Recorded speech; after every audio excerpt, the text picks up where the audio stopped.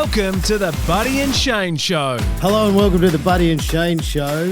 Here we go. Finals almost here, bud. A massive weekend. Sunday footy was awesome.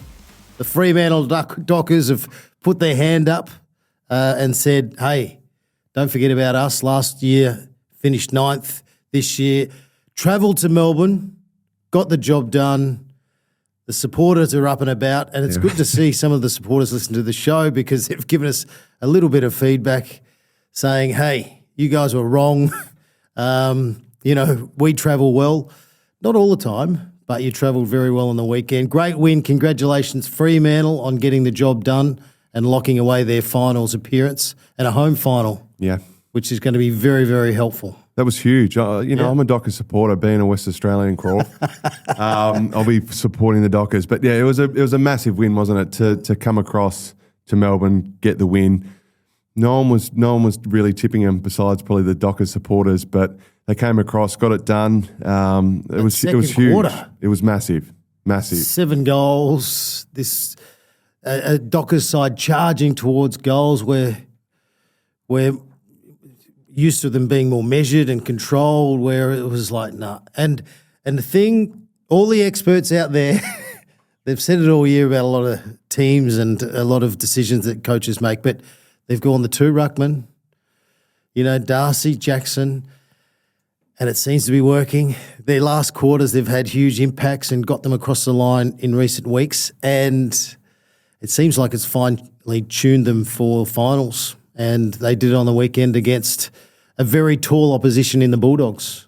A disappointing performance from the Bulldogs. Yeah, really disappointing by the Bulldogs. Like, they would have obviously expected to win that game, didn't.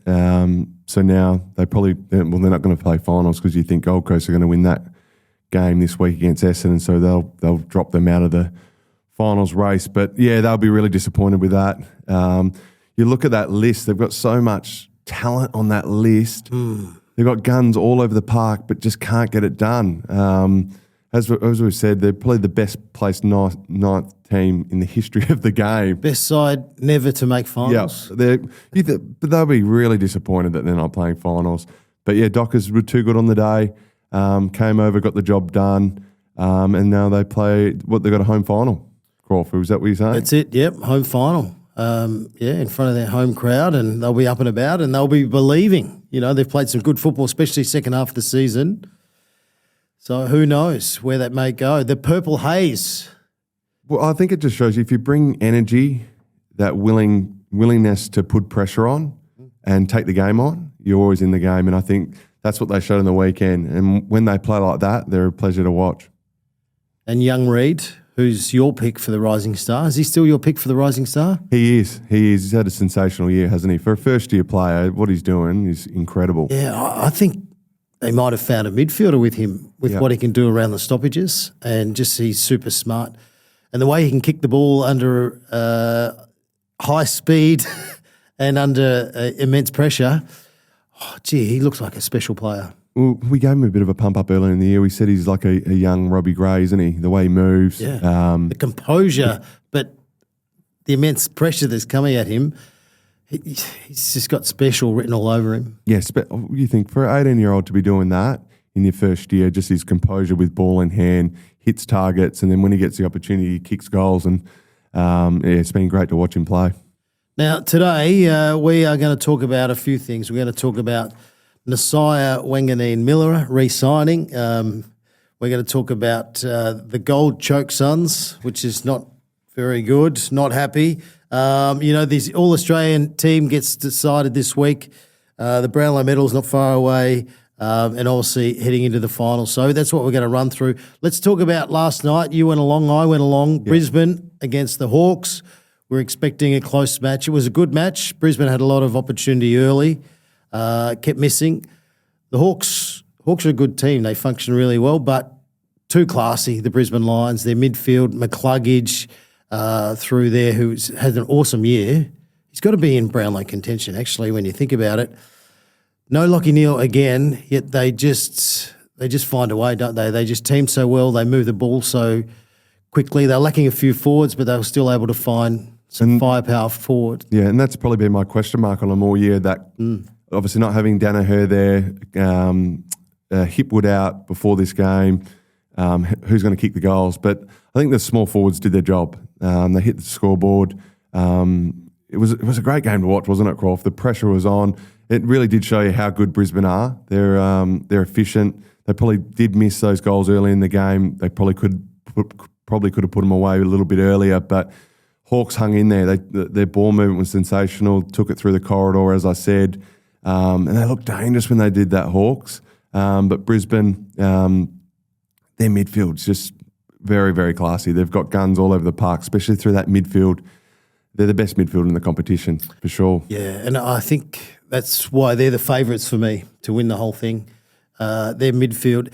Ashcroft is he can play at different gears, and just to see his running patterns and his composure under enormous pressure, but to see what he can do, is a pretty special player. You think about Lockie Neal coming back into that side. The way they charge off half-back is pretty scary. Fletcher, I still don't think we've seen the best of Fletcher. Dunkley just does the job for them.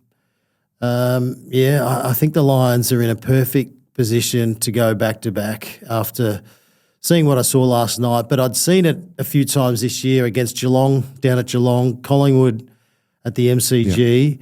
They're not scared. It's a matter of just being focused, finding the goals when you need to. And Zach Bailey pushing up to the midfield. Yep. It's been good. His evasive skills and just his confident arrogance when he gets the footy to just do as he pleases. It's different levels. So for me, they're the favourites. Logan Morris didn't kick. I think he may have kicked one goal, only 6 or 7 touches. But I was watching him pretty closely. Just his movement, Croft, for a 19-year-old. He kicked over 40 goals this year. For a 19-year-old, he moves as good as anyone. And the thing I like about the way he goes about it is his second effort. As soon as the ball hits the ground, he gets straight back onto it. I think any young key forward coming through, I think that's what you need to work on continually. And he does that as good as anyone. And he's had a sensational year. Yeah, very well drilled. He's got a bit of confidence about him too, because he had some big boys on him, some tough defenders. Yeah. Yes, a very well drilled back line in Hawthorn, and he just keeps presenting. So Absolutely. He just needs a bit of support from another tall down there, and they've got to try and work. Is that Sam Day? How's that going to look? That's going to be their challenge. But look out, the Brisbane Lions are hitting form at the right time, and you saw with Chris Fagan, the coach, you could see how relieved he was, and he knew that was a very good win because Hawthorn are a very good side. That was very much a finals-like atmosphere. That's perfect preparation for both those sides heading in to the finals in 2 weeks' time. So the Brisbane Lions, they're ready, they're prepared. And for the Hawks, yep, they didn't win, but they're ready and prepared too off the back of that. So that's a perfect preparation going in. The Gold Choke Suns... They've done it again. I'm a believer. I'm still with them. But this was their opportunity to finish top 4. They're playing Port Adelaide. Even Ken Hinkley in his farewell match couldn't believe they won. They had so many players that were injured, hanging in there by a thread, a lot of young players in. But you've been saying all year, you're saying, listen, I like the Gold Coast Suns, but when they travel, something goes missing. And there was something missing on the weekend, unfortunately. I think emotion plays a big part in footy. There's no doubt about that. And the reason I thought Port were going to win it, obviously Kenny last game, Travis Boak, what he's done for Port Adelaide. Port Adelaide are always going to come out and have a crack, and they were able to get the win. And Gold Coast, especially early, especially for probably a half, they're just that little bit off. And when you're 1 or 2 steps off, doesn't matter if you're a good team or an average team. If you're that one or 2 steps off, you get caught out. And Port Adelaide they wanted it a little bit more, and Gold Coast were off on the night and got beaten. So they'll be really disappointed with that, no doubt. Butters, Rosie, I'll tell you what, you get Horn Francis back in with them. Surely their midfield's as good as anyone when they've got all their players on the field. So you would think next year, if they can be reasonably healthy, and keep a lot. Georgiades has had a really good year up forward, kicking a lot of goals. But surely with that explosiveness through the midfield and the skill level, which is A-grade plus, surely they can climb their way up the ladder under a new coach next year. No doubt they will. They've got guns. That midfield's as good as anyone in the competition. No doubt. New coach comes in next year, maybe a new game plan, and if all their players can stay fit, there's no doubt that they'll be back in the finals next year. But I want to speak about the Suns a little bit more, Croft. I think, I've been harsh on them throughout the year. Yep. There's been a few question marks on them throughout the season. And rightly so. And rightly so. But Yep. they've done well. They've won a lot of games this year, but it's just the travel factor for me. They can't get it done. They'll beat Essendon this week. But it's like, okay, are they going to go to Melbourne, first round one of finals, wherever it is? Fremantle. Yep. Are they going to go to Perth and win? That's a question mark. And it's like what their mindset to travel. That's the question mark for me. I don't know what it is. I think they've had.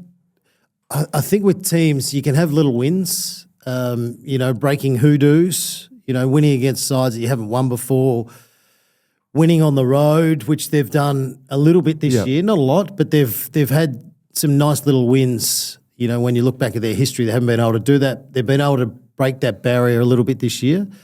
So they're chipping away at the wall, but the wall needs to come tumbling down, and it hasn't got there yet. But the games they should win, they don't. And that's, I don't know. Well, it'd be frustrating to be a supporter. It'd be frustrating to be a supporter because you're like, oh God, are they going to? What team's going to rock up? And they've been pretty consistent throughout the year. But then there's little games like Port. They should go to Adelaide and win that game. Good sides just win those games, and then they're locked in for finals. Now they've got to beat Essendon, and a little bit of pressure going in that game. But they'll win that comfortably. Yeah, they'll win that comfortably, and they'll lock away their finals appearance for the first time in their history, which will be a great win. And I think, all those sides that still have made the finals and not necessarily made top four, all the messaging from the coaching will be, starts again. Well done. We've got ourselves in a position to be a chance. Now let's get to work. There's no easy way to win yourself through to a grand final. And so the messaging from all the coaches will be super positive. You've given yourself an opportunity, and away you go. Nasiah, Wanganeen, Miller. Our man. Yep. I whacked him a bit, St Kilda. I said no. I said you can't just keep offering money. But there obviously was a lot more to it from behind the scenes. And when the announcement came around, which I've listened to the Saints and Sinners podcast, a shout out to the boys there. They do a great job, very passionate about St Kilda.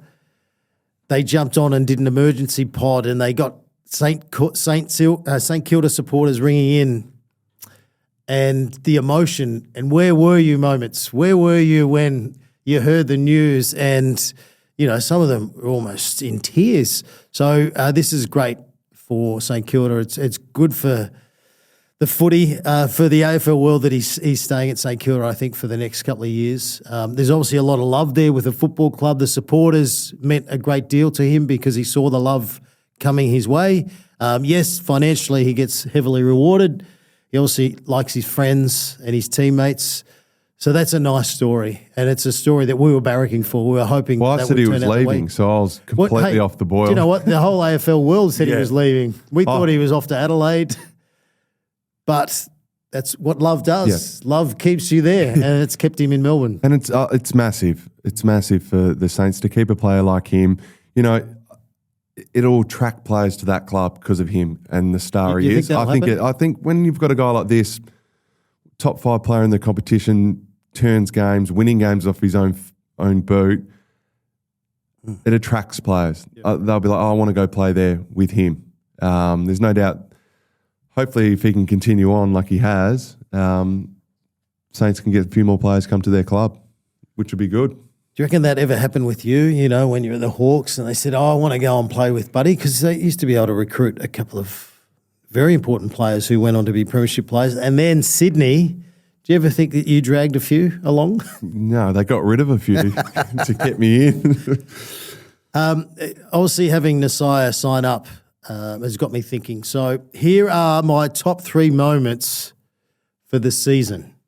All right? Okay, wow. Tell me what you think. So number 3, Richmond Carlton, round 1. Carlton lead by 41 points.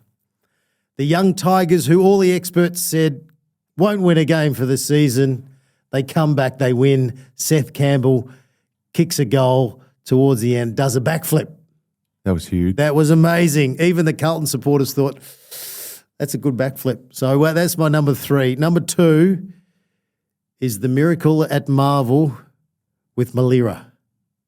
That was massive. Huge mark, 2 minutes to go, kicks the goal, beautiful goal, straight through the middle. 6 discretion. St Kilda get the ball. He charges forward. He marks. Courageous mark. An even better goal. The Saints supporters have never experienced anything like it. It's like a premiership win for them. So that's number 2. Yep. And the number 1. Do you know what the number 1 is? No. The number 1 is the re-signing of Malira. Do you not agree? That is that because it gives huge. It gives hope.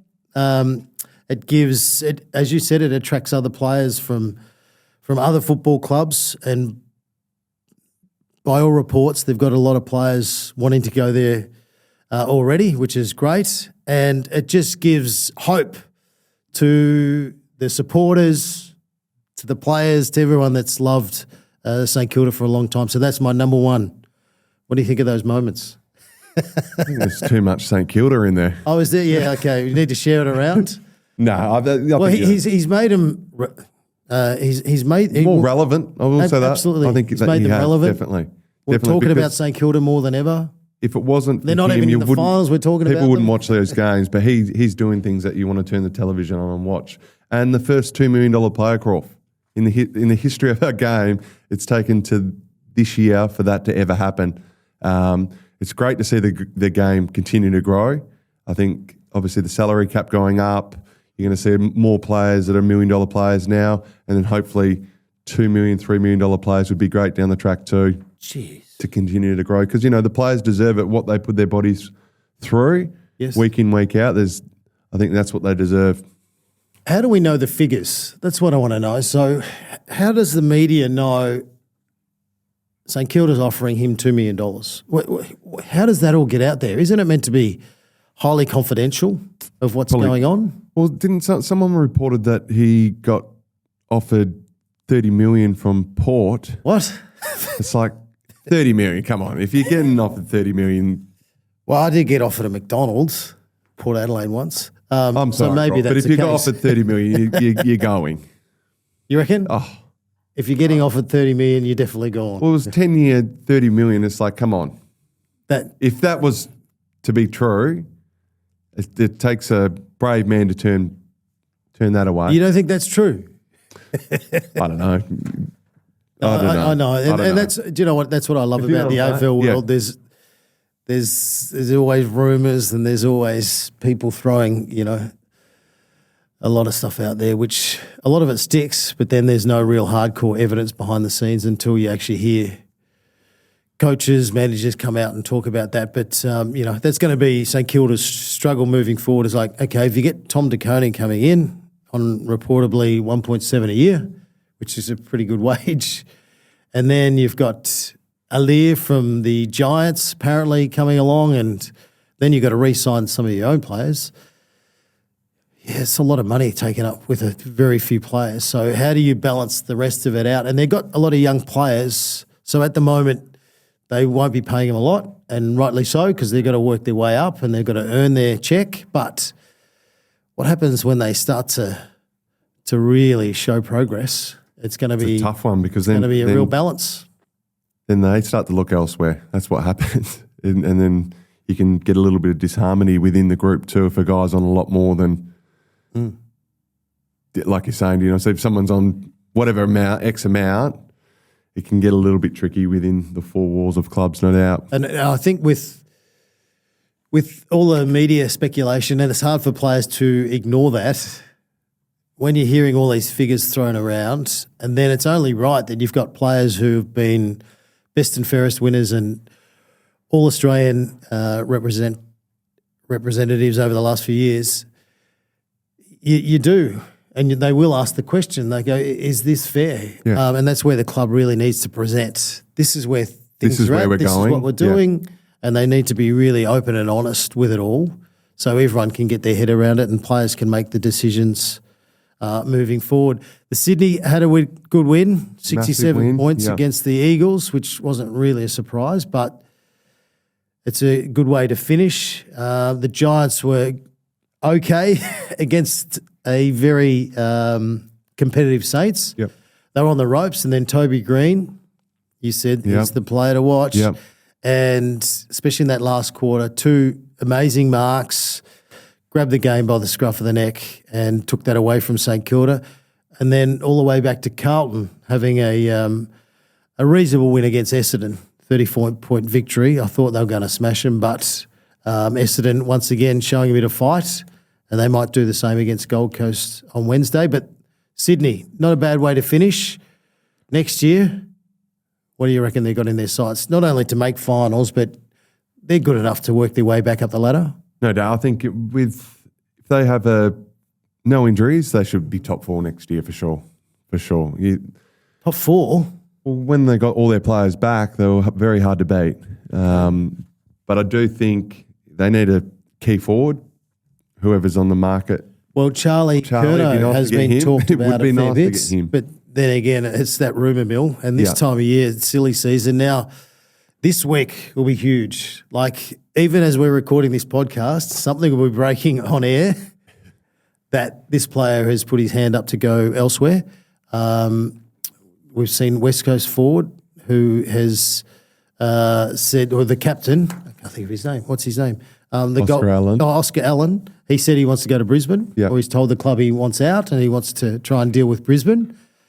So as we're doing this podcast, news will be breaking, players will be wanting out. They'll be wanting a new lease of life and a new club.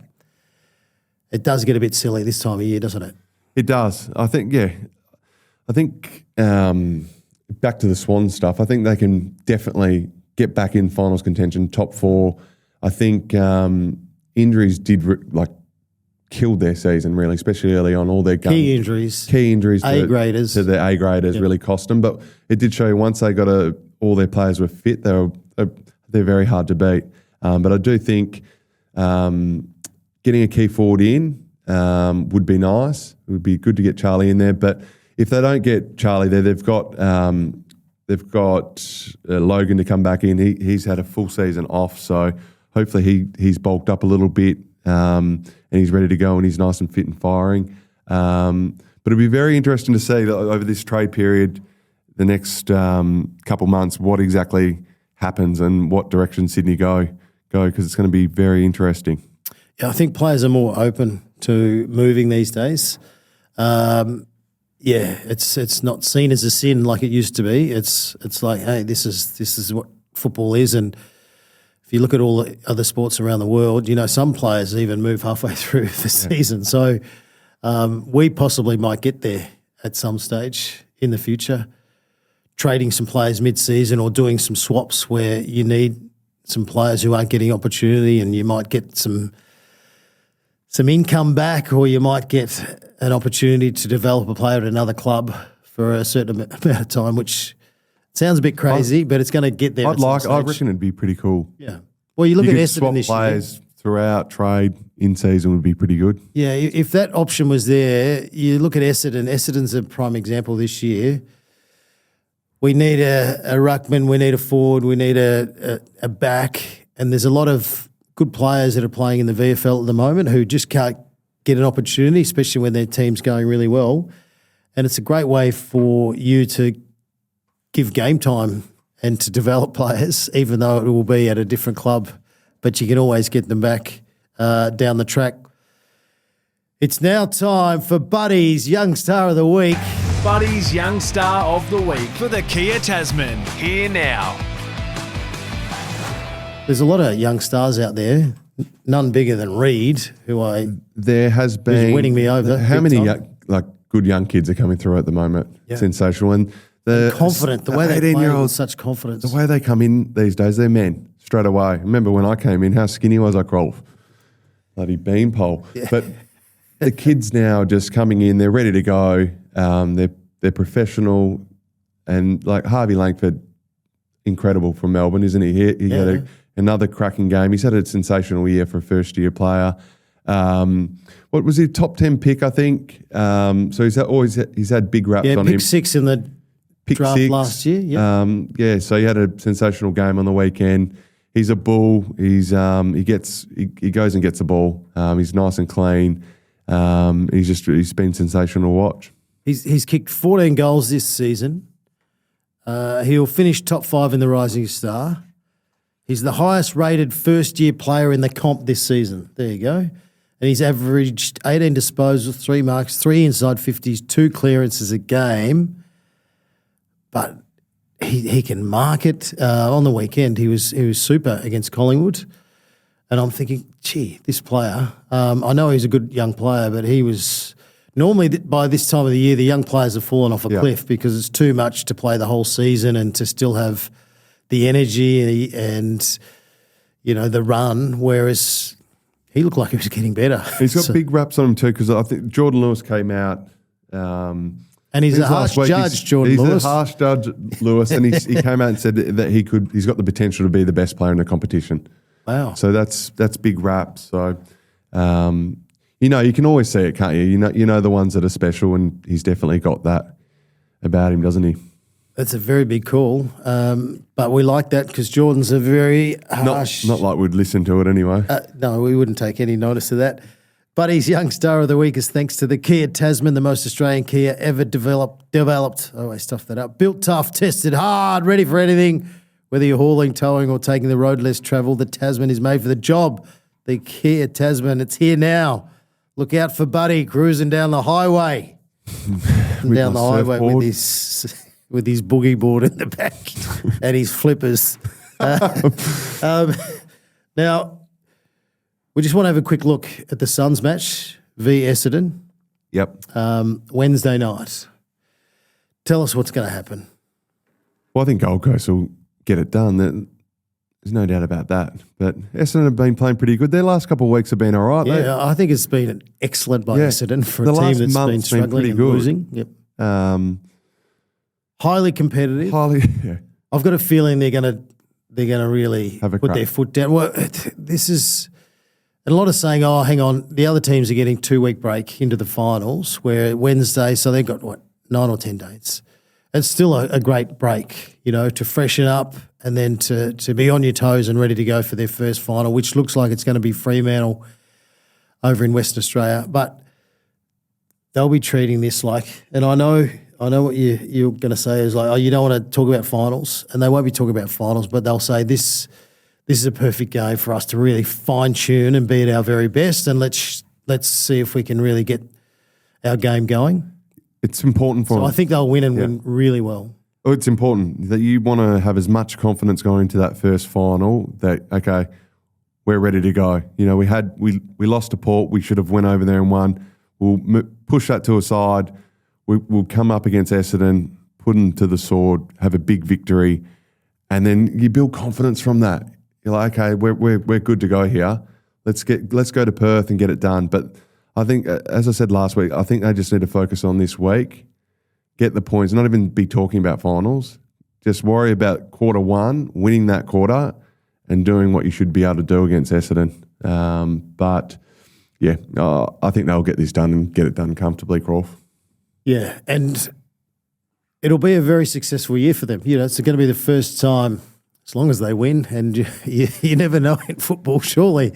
But it's going to be a historic moment for them, because they've made the finals for the first time. So there's a lot to celebrate, and there's a lot to be very proud of. So, yeah, I think it'll be a historic moment Wednesday night. Everyone will be tuning in. And then Thursday night, everyone will be tuning in for the Legends match, which is happening on Channel 7. No, I can't play.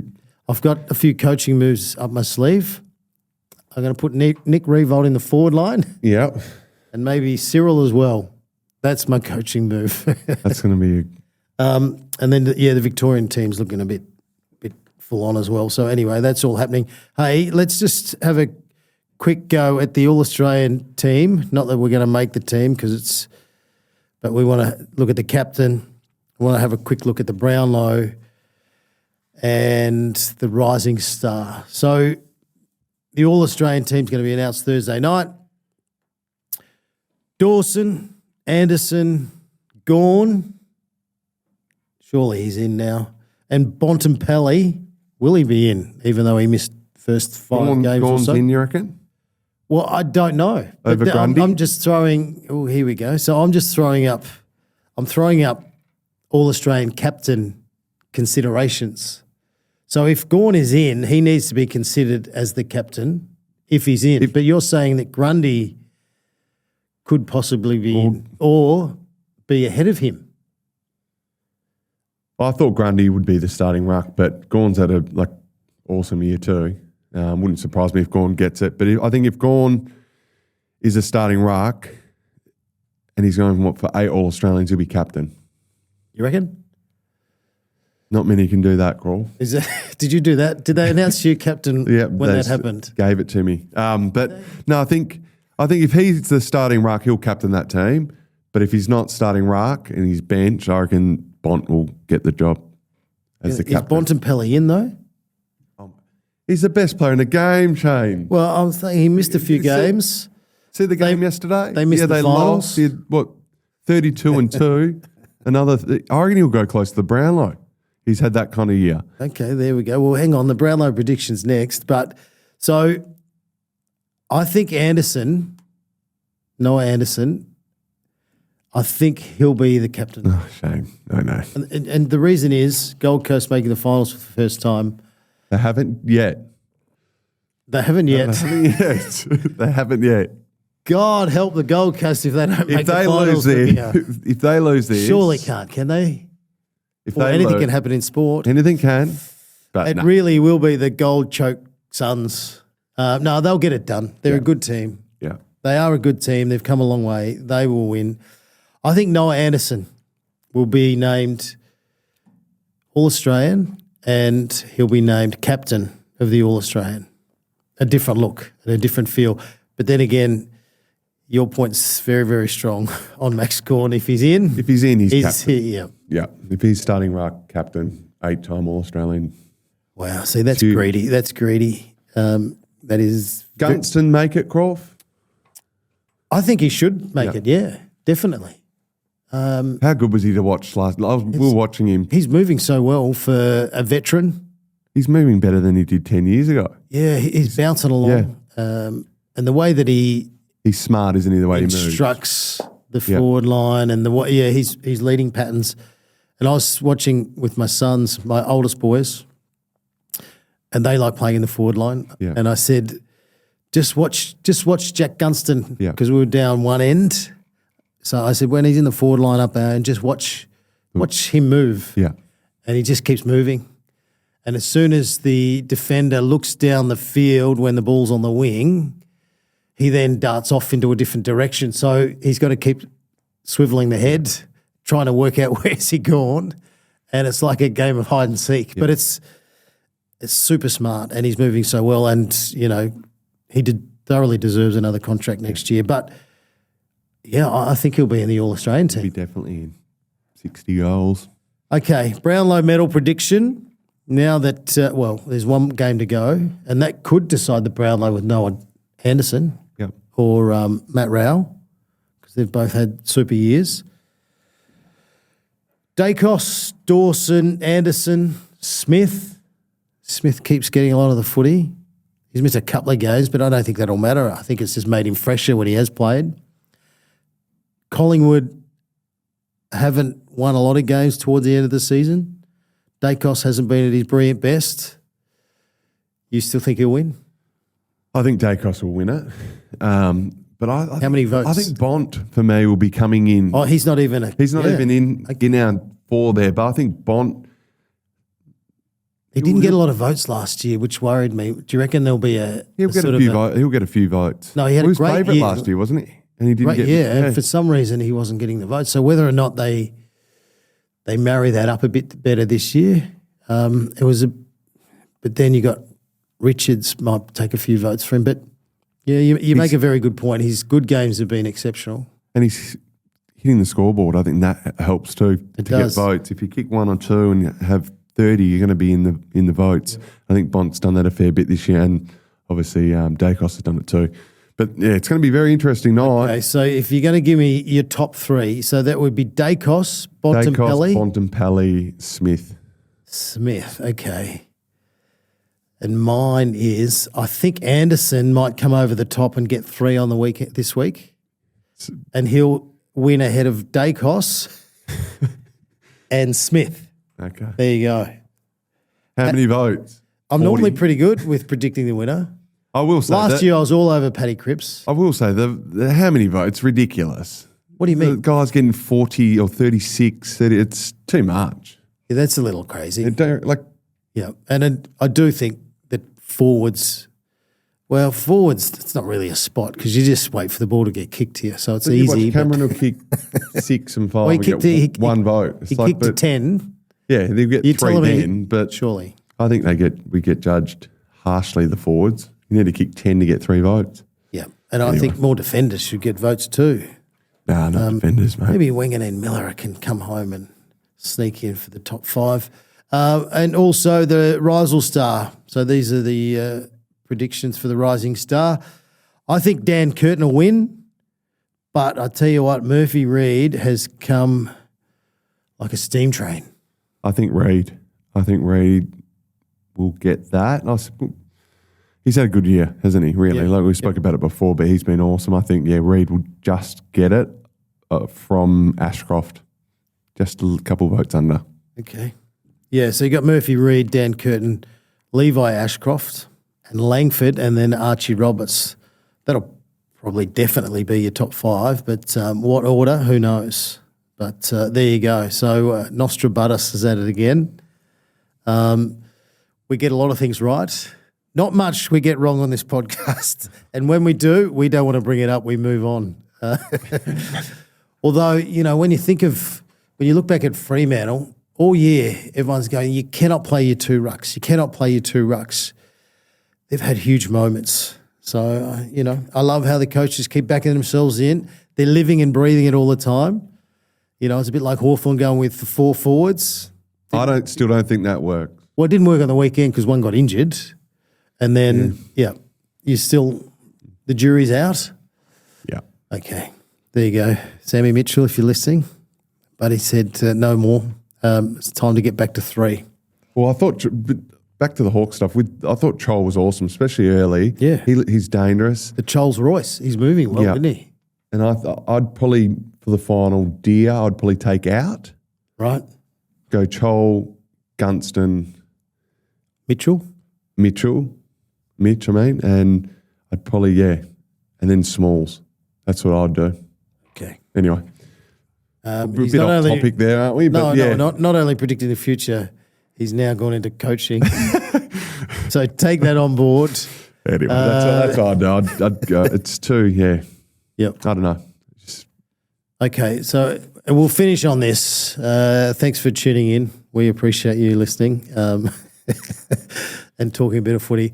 So the finals are going to happen in 2 weeks' time, which we'll go through in great detail and we'll tell you exactly how it's going to unfold. But Adelaide, Collingwood, actually the Isaac Rankin stuff we didn't really touch on, but everyone's touched on it. They've made their decision. He's decided to go to Italy, which is a little unusual. Is he, what? Yeah, no, he's in Italy. Oh, They've given him some time out. So anyway, it almost, anyway, it's amazing what the players get up to when they're not allowed to play. They send them all over the place these days from injuries. But anyway, a bit of time out in Italy. So he'll be learning how to make pasta and.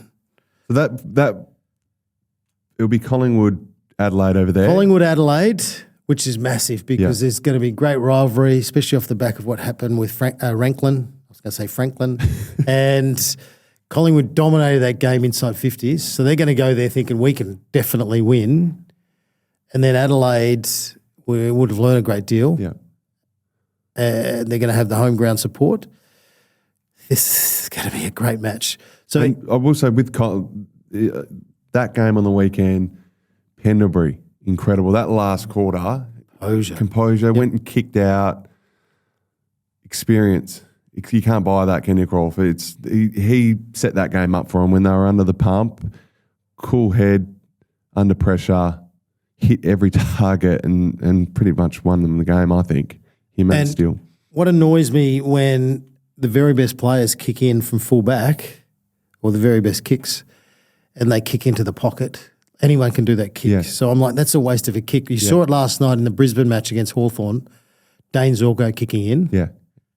And sitting behind the goals and seeing the kicks he was picking off, which were 60, 70 metres out and hitting them, that hurts you, you know. It's not the ones to the pockets. So if you're going to have your good kickers kick in, do that. They make the better decisions.